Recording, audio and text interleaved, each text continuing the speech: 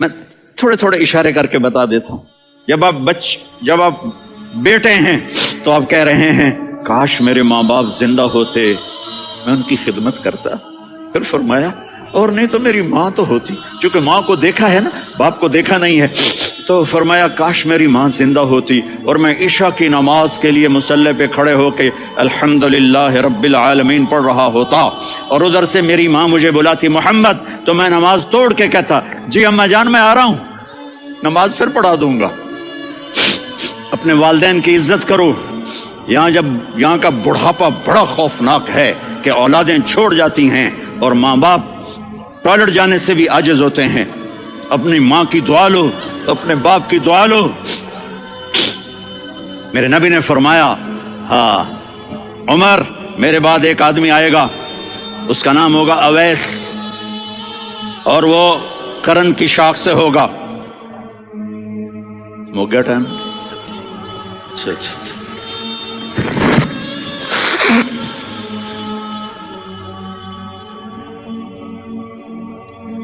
उससे दुआ कराना, अली आप भी, उमर आप भी।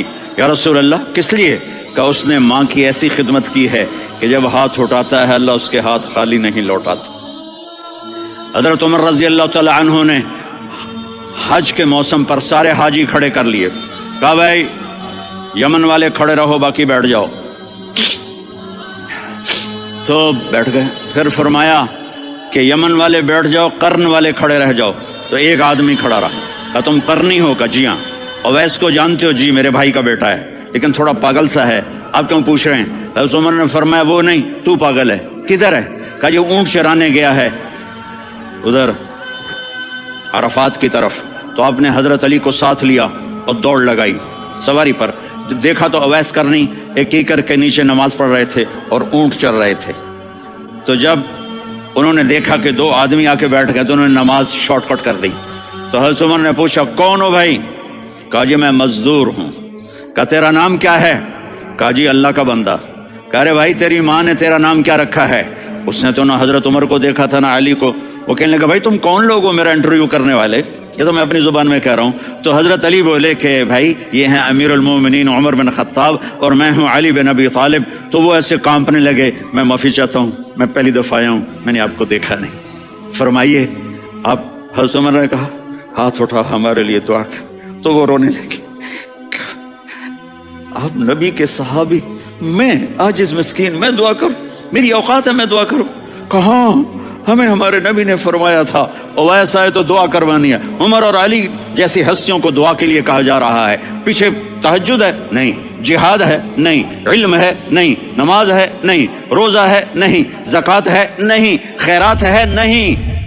क्या है? माँ की खिदमत, माँ की खिदमत, माँ की खिदमत। मेरे नबी ने फरमाया लोग जन्नत में चलेंगे, अवैस चलेगा। जब गेट पर पहुंचेगा तो अल्लाह कहेंगे अवैस को पीछे हटा दो, बाकी अंदर चले जाओ। तो अवैस करने डर जाएंगे कि या अल्लाह जन्नत के दरवाजे पर मुझे पीछे हटा दिया। तो अल्लाह कहेंगे पीछे देखो, वैसे पीछे मुड़ के देखेंगे तो लोगों का मजमा होगा जो जहन्नुम में जा रहे होंगे, ईमान वाले गुनहगार मुसलमान। तो मेरा अल्लाह कहेगा अवैस अपनी उंगली को फेरता जा, जिस जिस पर तेरी उंगली पड़ेगी तेरी तो फैल सबको जन्नत में डाल दूंगा। ये माँ है, सिर्फ डॉलर ही सब कुछ नहीं है, ये माँ है। मेरे नबी ने फरमाया अब तेरा बाप तेरी जन्नत का सबसे बड़ा दरवाजा है। अगर तूने बाप को नाराज करके मौत पाई तो तेरे लिए जन्नत का दरवाजा खुल ना सकेगा। ये बाप का मकाम है। फिर आप ने 11 शादियां की, क्यों की? सुनो हदीस, मा तज़व्वजतु व मा ज़व्वजतु इल्ला बिवहयिन मिनस समा नज़ल बिही जिब्रील। का मेरे साथियों सुनो, अल्लाह की कसम मैंने कोई शादी अपनी मर्जी से नहीं की। मेरे अल्लाह ने फरमाया यहाँ करो, मैंने की। मैंने अपनी बेटी वहां दी जहां मेरे अल्लाह ने फरमाया।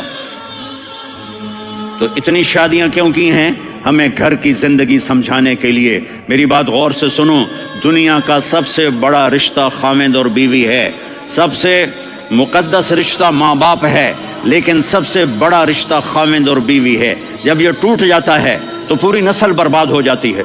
इसलिए आपने जिंदगी गुजार के दिखाई। आप घर में झाड़ू दे रहे हैं, आप आटा गूंद रहे हैं, आप हज़रत आयशा को लुक़मे बना के खिला रहे हैं और हज़रत आयशा की दिलदारी के लिए फरमा रहे हैं आयशा सुन्ना हदीस तबरानी की, आयशा इन्नहु लयुहव्विनु अलैयल मौत अन उरीतुकी ज़ौजती फिल जन्नह। आयशा, मुझे जब से पता चला है ना कि तू जन्नत में मेरी बीवी है तो मुझे तो मरने का शौक लग गया है।